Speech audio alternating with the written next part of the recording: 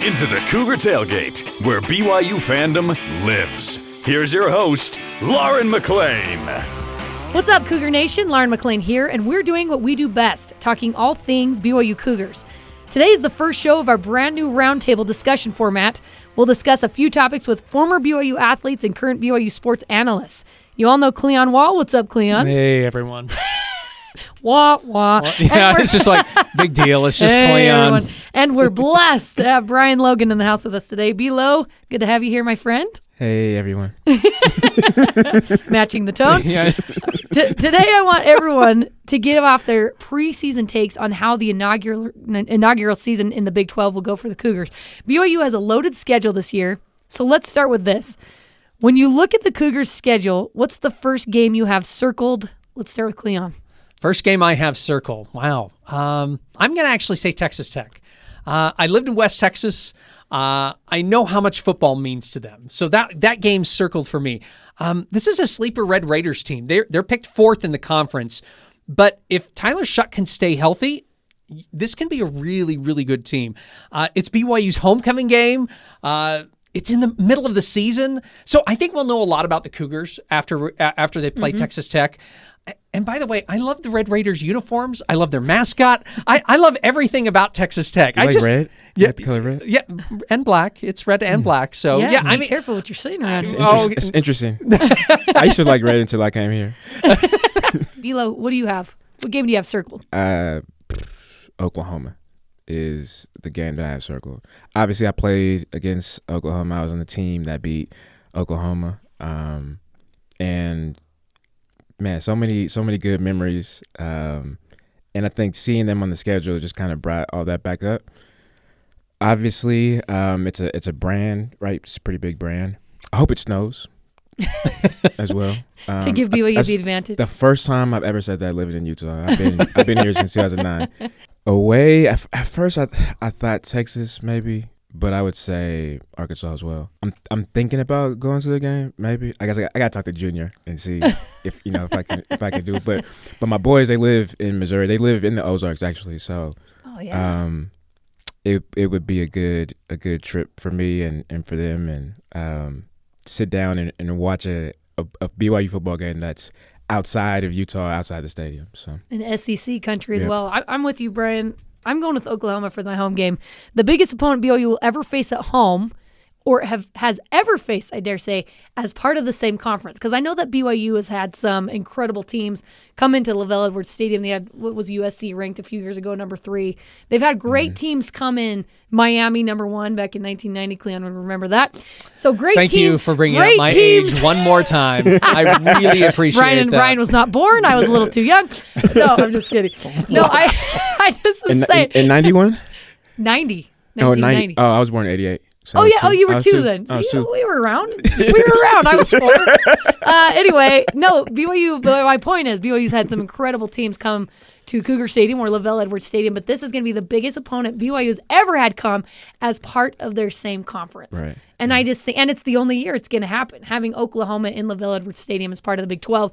I think that's got to be your home game that's circled on the calendar for the road game. So you're saying San Diego State was not a big enough opponent when they came to LaVell Edwards? That is what I'm saying. No disrespect to the Aztecs. It actually was for me. It was for me, yeah, because they San Diego State I had committed to my freshman year of my junior college, and even going into my sophomore year, I was committed, and coach got fired, and the new head coach came in, Brady Hoke, and took my scholarship away. Oh. So I looked at everybody like during that game, and I said, "Look, we could lose. I don't care if we win another game the rest of the season."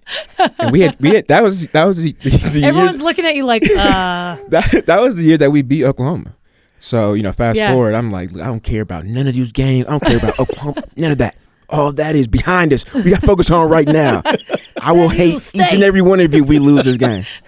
And it was, and then my senior year when they came, it was like there was a lot of hype, and everybody knew too. And we had, I think that's when we broke the losing streak. So we had lost 4 in a row First time we lost to Utah State since like the those were some 30s dark or days. something like that. It was some dark and then days. Coach Hill, right. Coach Hill got fired. You know, we lost 4 in a row.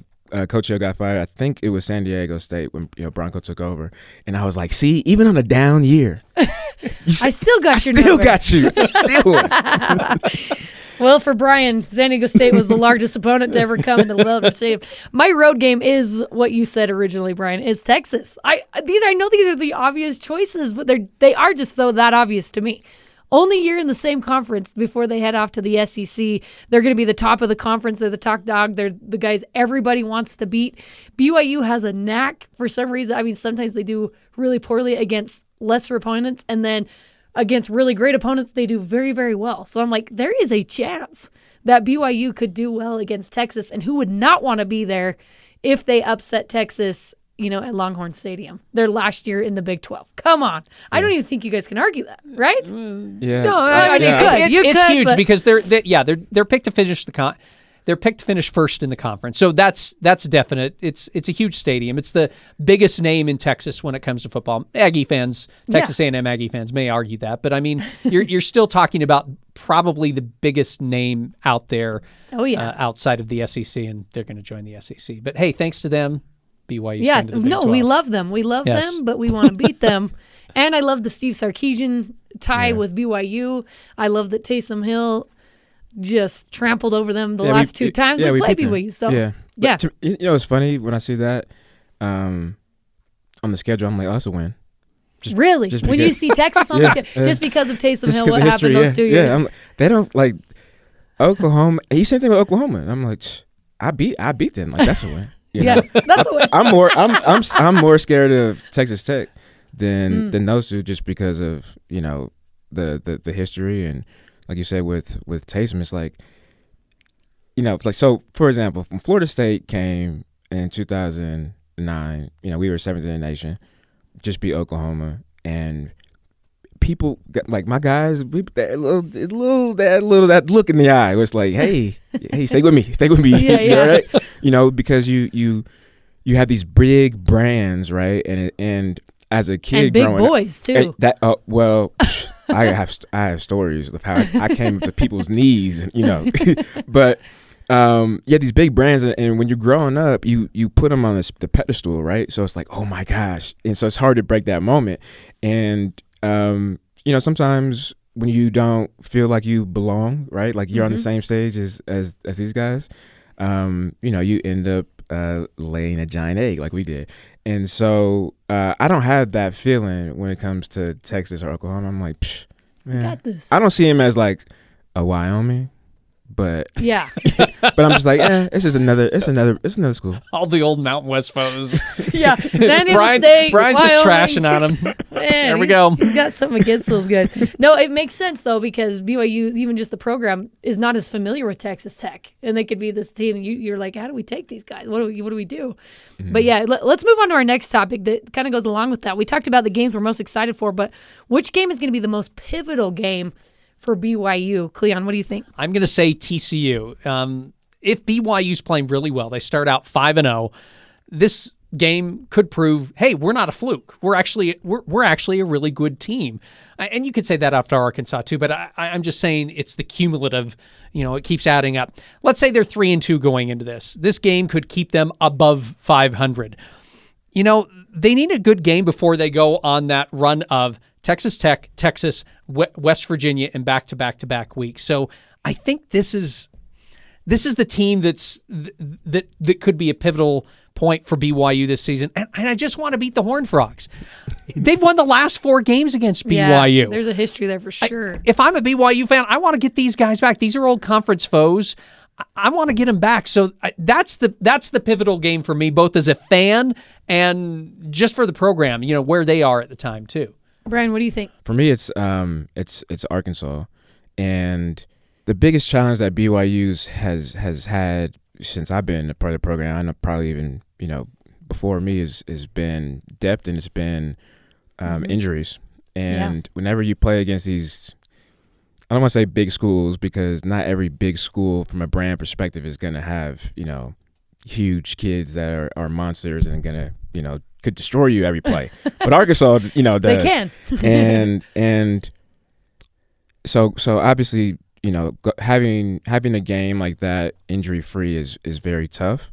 And the game, I mean, it's hard to say it this way, but that game really doesn't matter. Yeah. Right. Like, and when it comes to us being in a conference for our first year, we want to focus on the conference play, which is why a lot of schools, P5 schools, they scheduled, the Sam Houston States and the Western, Valley, Mississippi, whatever, you know what I mean? Because they understand how important conference play is. And so you always put yourself at more of a risk for injury when you're playing against, top tier talent and opponents.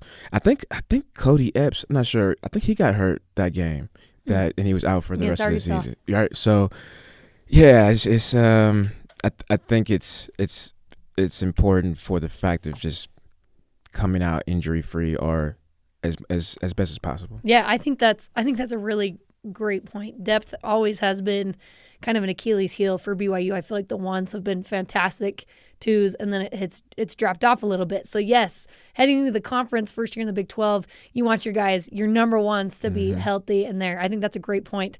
I have Kansas is the most pivotal game. It's the conference opener, and I think it can set the tone for the rest of conference play. One win at a time, right? Kansas is picked to finish 9th in the conference, so they're not supposed to be that great. And although it's 2 spots above where the Cougars are picked to finish, they're not supposed to be a super strong team. And if BYU gets trampled by Kansas, what kind of tone is that setting for the rest of the season? Because it really just gets harder and harder for the most part for BYU from there. So for me, the most pivotal game this season is going to be that conference opener against Kansas. Let's talk about, we're going to be a little bit of Debbie Downers here. BYU has a mountain to climb this year. And as we know as BYU fans, things don't always go the way you want them to go. What do we feel like would be the worst case scenario for BYU football this year, Cleon? I don't think they're going to lose every single game. I'm pretty confident they're going to win the first 2 games of the season. So I think the worst case scenario is they only win 3 games.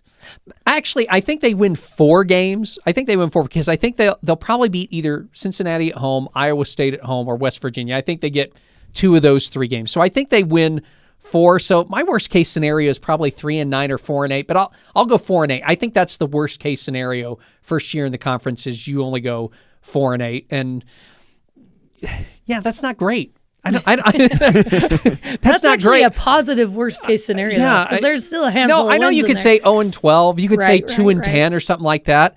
It's still not great if you go 4-8. You're losing 8 games, and so yeah, I don't know. I think that's the worst case. I think it's 4-8. You're still thinking to yourself, man, where were those at least 2 other games that would have made us bowl eligible? And you're starting to think, where did we lose those 2 games? And I'm thinking from a fan perspective. I'm probably not thinking from a player perspective because you want to win every single game. But you're just like, I still think there's got to be at least 6 games out there that I think they can win. I think worst case is they lose 2 of those games. Yeah. I think expectations is always make it to a bowl game. For basketball, it's always make it to the tournament, and that's just the standard. So if BYU doesn't make it to a bowl game, to me it's a failure because that's the set expectations. So I think you have every reason to be right about that.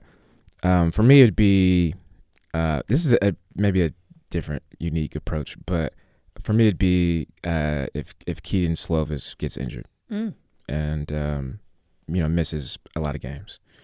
After seeing him during the scrimmage on Saturday, and man, I was sitting with Uncle B, and every time he made a good play, a good pass, I looked at him. I was like, oh yeah, we're gonna win. Oh yeah, we're gonna win. We're gonna win. We're gonna win. I'm ready. And I was like a kid in the candy store, but I think seeing his performance on Saturday just really showed me how valuable he is, and gave me that much more confidence in the offense and obviously in the team. But I mean, can you imagine if we didn't have somebody like Keaton Slovis in regards to experience, right? Not even talk about just talent yet, but just the experience of playing, in these big games on these big stages, right? Can you imagine of us not having somebody like that going into the Big 12? I'd be like, hey, if we can win one game, yeah, we'd be good. We'll be good. We don't, the normal expectation of going to a bowl game. Let's throw that out. Throw it out. Don't worry. Just win one game. Whatever it is, SUU, Sam Houston, whatever it Exactly. is. No, I think that's a great point. And say what you will about the transfer portal, right? But BYU definitely scored big. Yeah. In the quarterback position. And luckily, A-Rod, I mean, he's been high on Jake Retzlaff, and Cade Finnegan said they're coming up. And so, I mean, fingers crossed, BYU has had just terrible luck in the quarterback position when it comes to staying healthy. But I'm with you. I think that would be a detriment to the BYU offense because they're doing great. Yeah. I've heard and seen only great things in fall camp from the BYU offense. So I think that's going to be kind of the shining spot for BYU. So I think that's a good one for me. I think too, like the hope aspect, right? Yeah. Like you're just hopeless, and that's the worst thing. I mean, even the Bible even says that a lot, right? Like if somebody doesn't have hope, that's like it's like decay in his bones, right? So imagine waking up every day going to practice, and I'm like, man, we don't got a quarterback. Yeah, we suck. We're not gonna win. You know what I mean? Like that's it's hard. It's hard to work hard. It's hard to get up and get excited, about something that you're hopeless for. So I think he gives them that hope as well. Right. And that's where the depth comes in. You just hope BYU has that depth. Yeah. Heaven forbid anything happen. For me, the worst case scenario is losing to Cincinnati and Kansas those first 2 games of the season.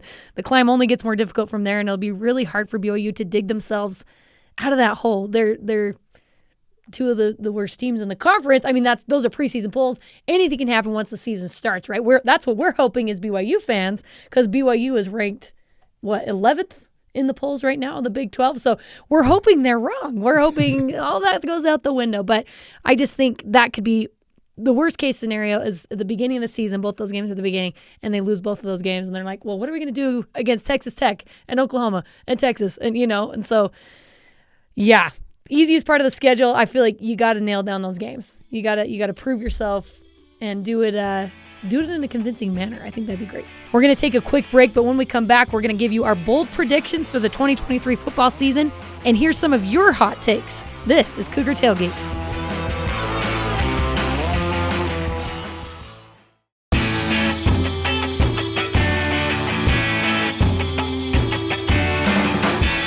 Welcome back to Cougar Tailgate. I'm Lauren McLean with Brian Logan and Cleon Wall. All right, finally, guys, let's end on a positive note, and I'll give our bold predictions for the season. I already know Cleon thinks Keaton Slovis is going to win the Heisman, and Brian, too, apparently. But make this something big that might not be realistic, but the unrealistic BYU fan inside of you thinks it could be possible.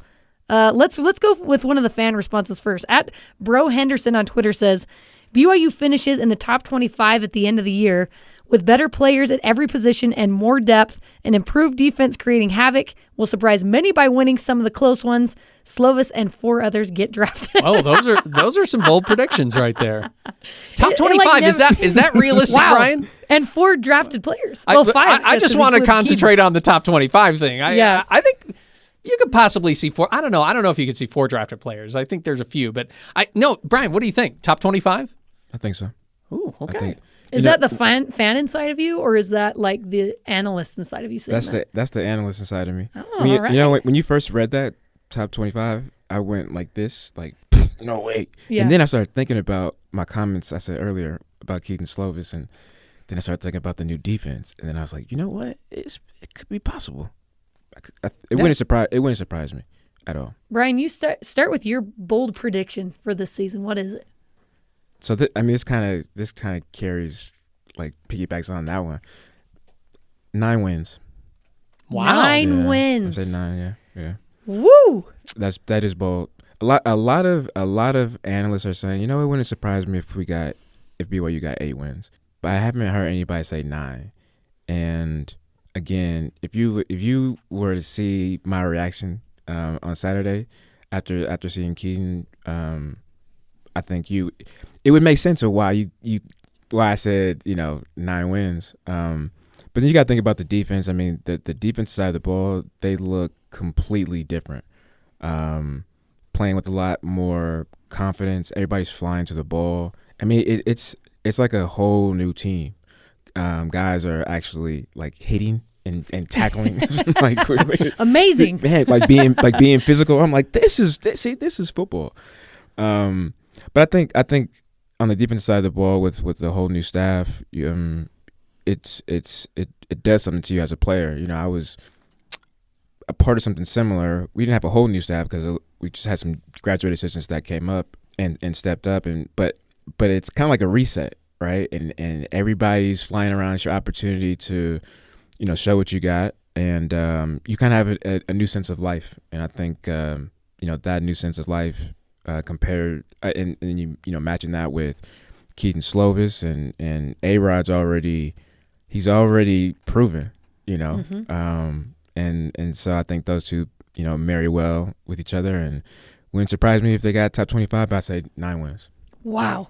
And I mean, the new defense is one of the reasons that analysts across the country are putting BYU so low, because they just don't even know what to expect. They don't know what to see. You can't rank a team high when you don't even know what you're going to see from a brand new coordinator. There's a lot of different guys. It's a very different team, different coaching staff. So I think that's one of the exciting parts is it's like, it's exciting for game one, right? And then you see what happens. But you're like, what's going to happen? It's good. There's like a lot in the air. You just have high hopes. I know, that's so exciting. Yes, I know. We're really close. What's yours, Cleon? What's your bold take? I had 4. I know. I'm an overachiever. I'm just like, let me write. He's a preparer. Just in case. So I'll give you 2. The one will be really quick. The first one will be quick, and that is BYU is going to win one game this year on a game-winning field goal. After all the heartache and talk we've heard about how bad the field goal kickers are, they're going to win one game with a game-winning field goal. I didn't say how long. I just said a game-winning field goal. Okay. Bold take number 2. This is going to go back to Brian. BYU is going to, on average, hold opponents under 24 points a game, fulfilling the Bronco Mendenhall mandate for winning. That's bold. You score 24 or more, and on average, you hold people to 24 or less. You realize this is the Big 12, right? Yeah, I do. That's bold. Okay. Jay Hill dials up the right blitzes. The linebackers are flying all over the field. They're getting tackles. DBs getting just enough turnovers to keep opponents out of the end zone. I didn't say by how much. It could be 23.9, but you know, 23.9. That doesn't sound so bold when I say it that way. But I'm going to say under 24 points a game. The BYU defense is going to keep people under 24 points a game on average this season. That's 10 wins right there. According to Broncos, well, there's more to the formula, but that's one part of the formula. I'm only doing the one. I'm not that smart, Brian. We're like, whoa, Brian. You got to score over 24, hold opponents under 24, be +1 in the turnover margin, and then rush for over 100 yards, and then hold offenses under 100 yards rushing. And that formula guarantees a win. 10 wins. Yeah. Wow. Like Bronco's amazing. He is. No, he is. He's an incredible coach. You got 2 more, Cleon. What are they? No, I'm not going to go. I'm not going to go through all of them. I'll go with those 2. Come on. No, let's hear him. Come on. Okay.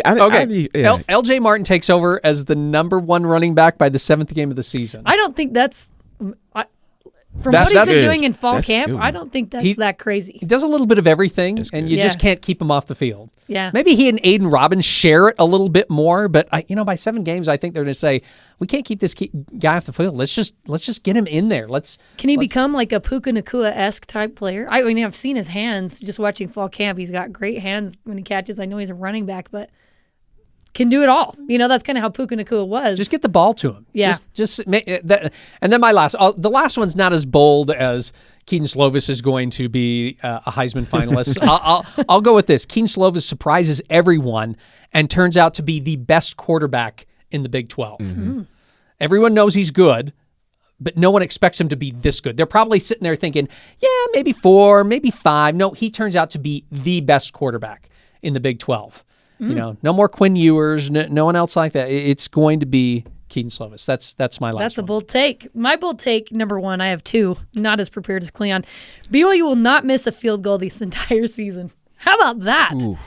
Listen, whether it be Boise State transfer Will Ferrin or somebody else, that might be the boldest prediction of all, considering BYU's luck last year and how spring ball went. But it's just so important. I feel like Kelly Papinga is the man, right? You know Kelly pretty well, Brian Logan. I don't like kickers. Okay, well, we'll save that for a different discussion. Wow, I don't know if we can. We might have to do a bonus podcast or something like that. Bonus. Why Brian Logan hates kickers and why I can't pronounce Brian Logan's name. Brian Logan. I always say punters. Punters are people, but not kickers. Not kickers. I'm sure they'd appreciate hearing that. My bold take number 2 is BYU will beat one of the big two, Texas or Oklahoma, by 2 scores or more. Oh, yeah. That's good. I like that. Ooh. I think it's going to happen. I think that's pretty spicy. Yeah. That's right. I think it could be Oklahoma. I think it could be Yes. Oklahoma. I think Texas would be tougher, but I think they could. At home with the rock behind them, I think it's a possibility. They could. Well, remember what I said earlier, right? Yeah. About how I don't see them as I don't see them as Goliath, right? So I would go ahead and piggyback and say that will probably happen. Wow. Yeah. Okay. Love it. Let's hear from the fans a little bit more. Brett Hodkinson on Facebook said, "My bold prediction is that Isaac Rex will lead the team in receptions this season." I think that's a possibility. That's bold. I think that's. Do bold. you? Yeah, I think it is too. Yeah. Yeah, he didn't get very many to him last year. Now, but he wasn't quite himself either. So he had like one leg the whole season. If he said touchdowns, I'd have been like, okay, I could see the touchdowns, but receptions. Yeah. Jason Blackburn said, "My hot take is that Ryder Burton will be the starter for the Texas game." What? Ryder Burton, huh? I don't see that. Jason, that's really hot, but yeah. What are you doing? I wouldn't mind that. He looks just like Zach. He reminds me of Zach. Does he? Ryder Burton. Yep. I'm in love. That's the best way, like Taysom is right here. Yeah. And Ryder's slightly below. Zach is like right here, but like Ryder, he's like right here now. Right in the middle for those two. Yeah. Not even in the top 100 kickers. Okay. No. At S.Tel said on Twitter, "I think BYU falls just short of bowl eligibility this year." This is our bold take. "But pick up a couple good wins. I hope I'm wrong and we make it to a bowl game." All right. That's a bold take on it's funny. When we think bold takes, we think, what's this cool thing? And she just brings it to it and says, this is my bold take. I don't think they're going bowling. He's like, if I'm being honest here, I don't think they're going to bowl game. So the honest bold take. All right. Okay, guys, we're going to really quickly, I want you guys to give me what you predict will be BYU's 2023 record. Cleon. 7-5. 7-5. Brian. 9 and whatever. 9-3. 9-3. Bronco would be disappointed in that math. I'm going with 6-6. So we'll see what happens, you guys. All right, that does it for us today. Thanks again to Brian Logan and Cleon Wall for coming on the show with me. You can join the Cougar Tailgate wherever you get your podcasts, on Apple, TuneIn, Stitcher, Spotify, or on BYURadio.org. Cougar Tailgate is a production of BYU Radio.